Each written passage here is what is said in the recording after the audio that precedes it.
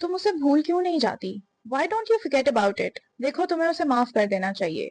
जो भी हुआ वो पास्ट था। तुम्हें चाहिए कि तुम अपने हाल और मुस्तकबिल पर फोकस करो। But my question is it really that simple? किसी के गलत किए पर उसको माफ कर देना या अपनी बैड मेमोरीज के बारे में ना सोचना is not a problem.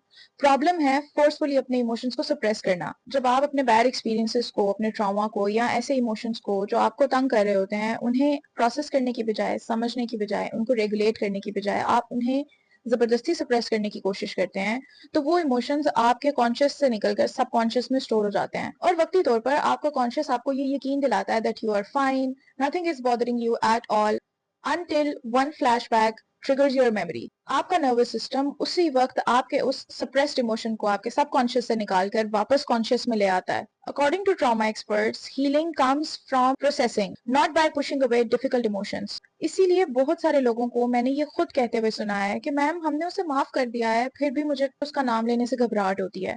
कोई भी मेरे सामने उस इवेंट की बात करता है तो मुझे एंजाइटी शुरू हो जाती है और उस वक्त मेरी कैफियत ऐसी होती है कि मैं किसी को एक्सप्लेन भी नहीं कर सकती। लोगों को लगता है कि वो अभी भी मेरे लिए इतनी इंपॉर्टेंस रखता है या इतनी इंपॉर्टेंस रखती है कि उसका नाम लेते ही मुझे कुछ होने लगता है। द रीजन इज कि आपने उस मेमोरी को प्रोसेस करने की बजाय फोर्सफुली अपनी मेमोरी से इरेज करने की कोशिश की होती है। Let me tell you, healing linear नहीं होती। इसमें कभी कभी बहुत प्रोग्रेस होती है, लगता है सब ठीक हो गया है, पर इसमें कभी कभी बहुत बुरी तरह से सेटबैक्स आते हैं।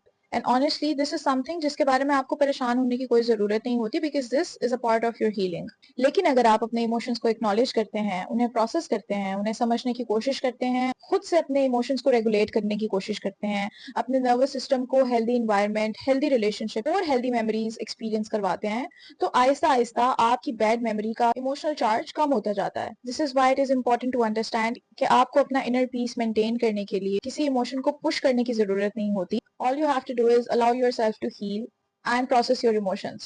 क्योंकि जब हीलिंग अपना काम कर लेती है तो फिर आपको अपने साथ किसी भी किस्म की जबरदस्ती करने की कोई जरूरत नहीं होती। Then it is completely your choice either to forgive that person or not. Not because someone has told you to forgive, but because you have truly healed.